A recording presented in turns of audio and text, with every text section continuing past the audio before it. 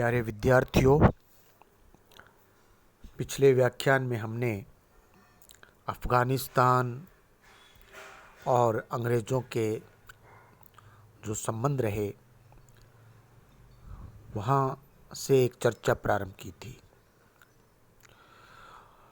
और आज उसी कड़ी में दूसरा व्याख्यान है। कल हमने जो बात की थी मोटा मोटी, एक तो अफ़गान लोगों का जो उनका एक बहादुरी है, उनको एक अच्छे योद्धा थे, साहसी थे, लेकिन उनमें अनुशासन का अभाव था और इसलिए उनको संगठित करना आवश्यक था और इसीलिए वहाँ के शासकों को परेशानी आती रही, उनके आपस के झगड़े चलते रहे।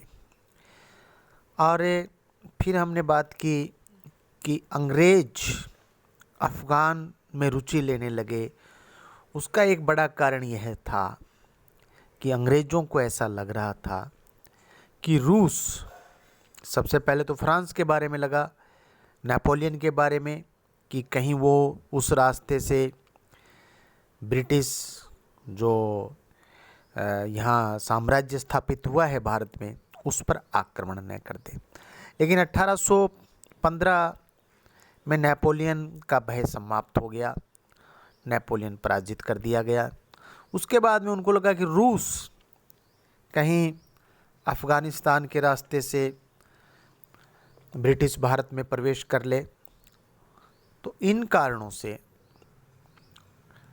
अंग्रेज अफ़गानिस्तान को अपने साम्राज्य में लेना चाहते हैं, अफ़गान शासकों पर नियंत्रण चाहते हैं। ये हमने कल मोटा मोटी जो है बात की थी। आज हम चर्चा प्रारंभ कर रहे हैं कि अफ़गानों के आपसी झगड़े, उनके जो राजनीतिक स्वार्थ थे और उसके कारण वो आपस में संघर्षरत थे। रूसी आक्रमण की संभावनाओं को देखते हुए अंग्रेज़ों ने एल्फिंस्टन को अफ़गान शासक शाह शुजा से 1809 में संधि करने के लिए भेजा। संधि वार्ता के बाद एल्फिंस्टन अफ़गानिस्तान से भारत लौटा भी नहीं था कि शाह शुजा के भाई महमूद शाह ने कंधार को अपने नियंत्रण में ले लिया और निमला में शाह शुजा पराजित हो गया। विवश होकर शाह शुजा पहले पंजाब के महाराजा रणजीत सिंह और बाद में अंग्रेज़ों की शरण में गया। इस समय अफ़गानिस्तान में दो कबीले या दो जातियां जो प्रमुख थे और इन दोनों कबीलों में अफ़गानिस्तान विभाजित था। ये कबीले थे बरकजई और सदोजई। ये विद्यार्थियों स्लाइड में बरकतई आ गया है, बरकतई नहीं है, तय की जगह आप जय पढ़ें और बरकजई हो जाएगा। ये तो ये बरकजई और सदोजई ये दो कबीले थे। शाह शुजा का उत्तराधिकारी महमूद शाह, जो कि उसका भाई था, बरकजई सरदार फतेह खां के प्रभाव में था, लेकिन परेशान होकर उसने 1818 में फतेह खां को मरवा दिया। यह संघर्ष इन दोनों कबीलों में फैल गया और अंततः बरकजई लोगों ने जो सदोजई हैं उनको पराजित कर दिया और कुछ ही समय में पूरे अफ़गानिस्तान पर कब्जा कर लिया। एक हिरात उनके नियंत्रण से बाहर रहा, बाकी अफ़गानिस्तान उनके अधिकार क्षेत्र में आ गया। वहीं महमूद शाह और उसके पुत्र को ईरान की शरण लेनी पड़ी और ईरान की अधीनता भी स्वीकार करनी पड़ी। 1829 में महमूद शाह की मृत्यु के बाद हिरात पर कामरान का अधिकार हो गया। इस दौरान बरकजई परिवार के सबसे योग्य व्यक्ति दोस्त मोहम्मद ने गजनी और काबुल पर अधिकार कर लिया एवं कोहिनूर खां का कंधार और सुल्तान महमूद का पेशावर पर अधिकार हो गया। देखिए, दोस्त मोहम्मद ने गजनी काबुल पर, कोहिनूर खां ने कंधार पर और महमूद जो है पेशावर पर कब्जा हो गया। दोस्त मोहम्मद का काल एक उस पर हम चर्चा कर सकते हैं। 1826 से 39 तक रहा। बरकजई दल से संबंधित दोस्त मोहम्मद 1826 में काबुल का शासक बना, लेकिन शीघ्र ही उसके सामने अनेक समस्याएं उत्पन्न हो गई और इन समस्याओं में यदि हम बात करें समस्याओं की, रणजीत सिंह के समर्थन से शाह शुजा ने 1833-34 में काबुल की सत्ता प्राप्त करने की कोशिश की थी, जिसे दोस्त मोहम्मद ने विफल कर दिया। लेकिन संकट कम नहीं थे। उत्तर में बल्ख में विद्रोह हो रहे थे,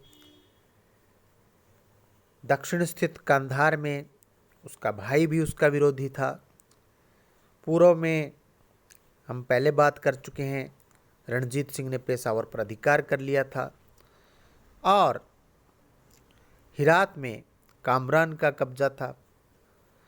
इस प्रकार से शत्रुओं से घिरा हुआ दोस्त मोहम्मद का प्रमुख लक्ष्य यह बन गया था कि वह किसी भी मूल्य पर पेशावर को पुनः हस्तगत करेगा। उसके समक्ष शाह शुजा, रणजीत सिंह एवं अंग्रेजों का भय ही नहीं था, अपितु रूस व ईरान भी उसे आतंकित किए हुए थे। 1833 में मोहम्मद मिर्ज़ा ईरान का शाह बना, जिसने रूस से मैत्री संधि कर ली। रूस ईरान को अपने विश्वास में लेकर अफगानिस्तान पर अपना प्रभाव स्थापित करना चाहता था। विद्यार्थियों, कल की व्याख्यान में भी हमने किया था, आज भी हमने बात की प्रारंभ में, कि अंग्रेज़ों को रूस का भय था और यहाँ अब आप स्पष्ट देख रहे हैं कि रूस जो है अफगानिस्तान पर प्रभाव स्थापित करना चाहता है और फिर वो अफगानिस्तान के बाद में ब्रिटिश भारत में आ सकता है। रूस से शक्ति पाकर ईरान शासक मोहम्मद मिर्ज़ा ने हिरात पर घेरा डाल दिया, जो अफगानिस्तान के नियंत्रण में था। दोस्त मोहम्मद को अब अंग्रेज़ों का सहयोग मिला और उसने अंग्रेज़ों के सहयोग से इस आक्रमण को विफल कर दिया। लेकिन इस घटना ने रूस की ओर से संभावित जो खतरा है अफगानिस्तान के लिए, उसको इंगित कर दिया। उसका एक जो है उसकी परछाई अब दिखने लगी। रूसी भय एवं रणजीत सिंह से पेशावर प्राप्त करने की आकांक्षा के कारण दोस्त मोहम्मद अंग्रेज़ों से ही निकटता का इच्छुक था। रणजीत सिंह के विरुद्ध अंग्रेज़ों से सहायता न मिलने पर वह पेशावर पर अधिकार करने हेतु रूस एवं ईरान से भी मैत्री स्थापित करने का इरादा रखता था। रणजीत सिंह की यदि बात करें तो शाह शुजा को अफगानिस्तान से भागकर पंजाब के महाराजा रणजीत सिंह के यहाँ शरण लेनी पड़ी थी और विद्यार्थियों, अगली जो मैं बात कह रहा हूँ आप उसे ध्यान से सुने और उसे अपना प्रसिद्ध कोहिनूर हीरा रणजीत सिंह को देना पड़ा। शाह सुजा ने रणजीत सिंह को कोहिनूर का हीरा जो है वो दिया है। लेकिन बाद में वह, यानी कि वह, ये का मतलब है शाह सुजा, अंग्रेज़ों की शरण लेने को बाध्य हुआ और अंग्रेज़ों ने उसकी पेंशन निश्चित कर दी। उसको कहा कि तू पेंशन लिए जा, हमारी शरण में रहे। रणजीत सिंह की शाह सुजा को अफगानिस्तान की गद्दी पर बैठाने में रुचि थी और इसके लिए उसने प्रयास भी किए। अटक के आगे डेरा गाजी खां को छोड़कर किसी भी क्षेत्र पर पंजाब का अधिकार नहीं था। अटक से रावलपिंडी की सीमा तक यूसुफ जई, ये भी वहाँ का एक कबीला अफगानिस्तान का, यूसुफ जई लोग अशांति फैलाते थे। डेरा इस्माइल खां पर भी उनका पूरी तरह अधिकार नहीं हो पाया था पंजाब का। यही स्थिति पेशावर की थी। अफगानिस्तान की अव्यवस्था भी महाराजा रणजीत सिंह के लिए चिंता का कारण थी और वे चाहते थे कि उसका समर्थित व्यक्ति ही अफगानिस्तान की सत्ता का स्वामी बने। लेकिन 1826 में अंग्रेज़ों ने महाराजा की योजना को स्वीकार नहीं किया और बाद में महाराजा और शाह सुजा इस प्रयास में असफल रहे, सफल नहीं हो सके। अंग्रेज़ों की जो नीति, उसकी हम यदि बात करें, अफगानिस्तान प्रकरण के त्रिकोण में जो सबसे महत्वपूर्ण जो पक्ष था, तीसरा पक्ष, वो ब्रिटिश का था।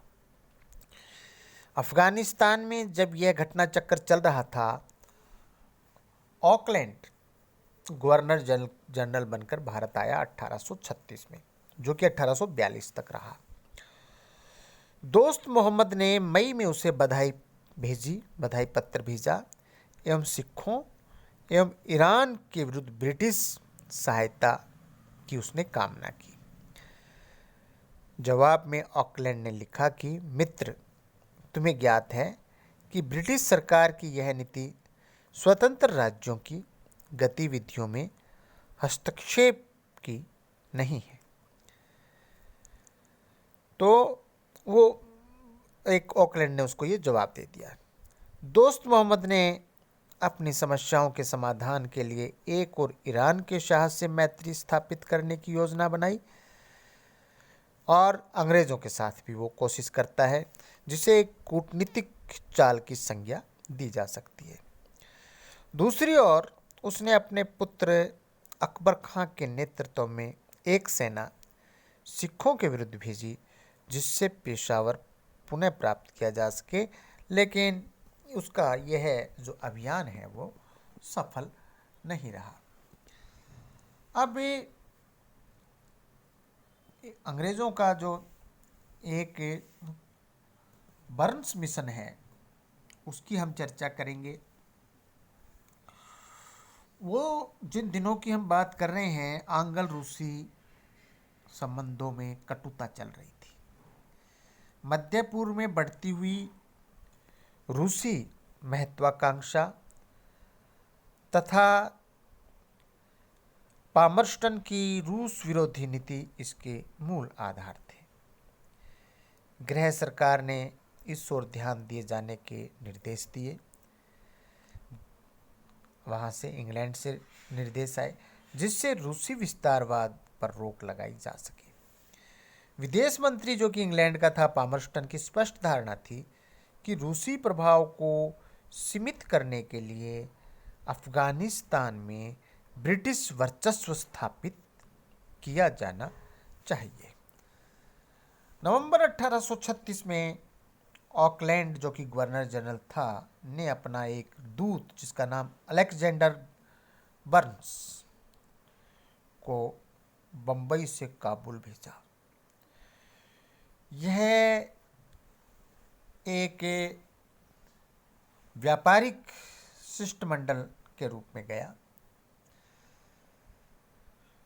लेकिन उसका उद्देश्य अलग ही था। जैसा कि स्वयं बर्न्स ने कहा, वह मामलों को गहराई तक देखने तथा उसके बाद क्या किया जाना है उसका निर्णय करने के लिए भेजा गया था। ये स्वयं अलेक्जेंडर बर्न्स ने कहा। युद्ध का औचित्य सिद्ध करते हुए स्वयं ऑकलैंड ने भी इस तथ्य को स्वीकार किया था। दोस्त मोहम्मद ने बर्न्स से उसके साथ मैत्री संबंध स्थापित करने की इच्छा व्यक्त की, लेकिन उसने यह शर्त रखी कि अंग्रेज रणजीत सिंह को सहयोग न दें तथा पेशावर प्राप्त करने में उसकी मदद करें। ईरान द्वारा काबुल या कंधार पर आक्रमण की स्थिति में भी अंग्रेज उसकी सहायता करें। यह भी कहा गया कि अंग्रेज शाह सूजा को सहयोग नहीं करें। अंग्रेज दूसरी शर्त मानने को सहमत हो सकते थे, लेकिन पहली शर्त नहीं। अंग्रेज रणजीत सिंह की शत्रुता के मूल्य पर दोस्त मोहम्मद की मैत्री स्वीकार करने को तैयार नहीं थे। वह यह भी जानता था, ऑकलैंड की बात यदि मैं करूं, कि रणजीत सिंह सतलज के उस पार तथा सिंध में अंग्रेजी हस्तक्षेप से अप्रसन्न था। यदि अब अंग्रेज उसे पेशावर अफगानिस्तान को लौटाने की सलाह देते हैं तो महाराजा रणजीत सिंह का आक्रोश फूट पड़ना स्वाभाविक है। इसके अतिरिक्त ऑकलैंड को दोस्त मोहम्मद की मित्रता पर अधिक विश्वास भी नहीं था। दूसरे शब्दों में, अफगानों की विश्वस्त मैत्री के लिए विश्वस्त तो नहीं कहूँगा, अफगानों की अविश्वस्त मैत्री के लिए सिखों की मित्रता का बलिदान करने के लिए अंग्रेज तत्पर नहीं थे। कहा गया कि पेशावर समस्या का समाधान होना सिख सेना को भारत में परेशानी पैदा करने के लिए आमंत्रित करने के समान था। अंग्रेजों की अभिलाषा थी कि दोस्त मोहम्मद रूस से अपना संबंध तोड़ ले, लेकिन उसने प्रकट किया कि ऐसा करना उसके लिए आसान या मुमकिन नहीं है। उन दिनों रूस का एजेंट एजेंट का नाम विकेविच, वो काबुल में उपस्थित था, जिससे अफगानिस्तान के जो दोस्त मोहम्मद है उसकी इस धारणा की पुष्टि होती थी कि वो जो है उनसे संबंध नहीं तोड़ सकता। इस प्रकार विद्यार्थियों, कहा जा सकता है कि जो बर्न्स मिशन नवंबर 1836 में अफगानिस्तान भेजा था वह असफल रहा और 1838 में भारत लौट आया। शेष अगले व्याख्यान में। बहुत बहुत धन्यवाद।